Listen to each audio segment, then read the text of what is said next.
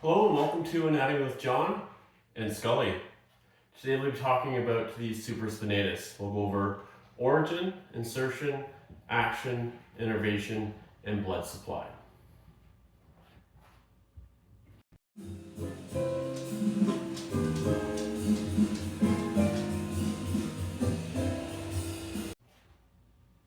Alright, so supraspinatus.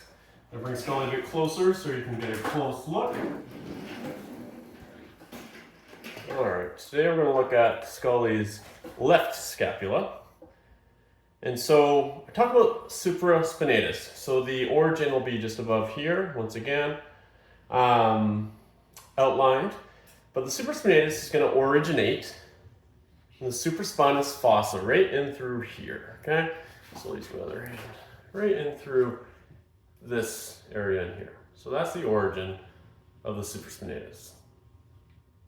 The insertion of the supraspinatus is going to be on the superior facet of the greater turbercle.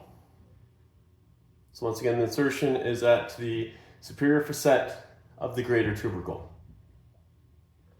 The primary action involved with the supraspinatus is going to be to stabilize the humerus and the glenoid fossa. Traditionally, it was thought that the supraspinatus initiates abduction. But again, the primary action is going to be to stabilize the shoulder. Next, looking at innervation. It receives innervation from the suprascapular nerve. Once again, Scully's left scapula. So the suprascapular nerve comes from the superior trunk of the brachial plexus. It's going to be exiting off of 2, 3, 4, 5, 6, somewhere around the C5, 6 level, around here. And it's actually going to travel through the suprascapular notch underneath the ligament to supply nerve supply to the supraspinatus. So once again, it comes off the superior trunk of the brachial plexus.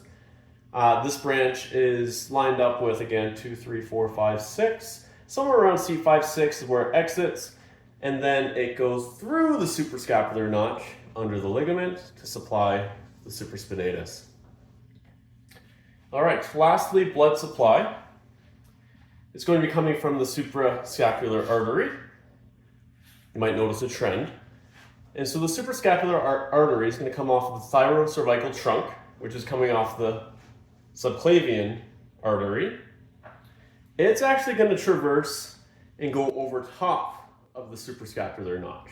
Okay, so it's not following the nerve, it's going over top of the ligament of the suprascapular notch and supplying blood supply to the supraspinatus.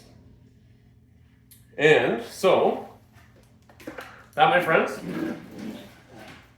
is the origin, insertion, action, and innervation of the supraspinatus.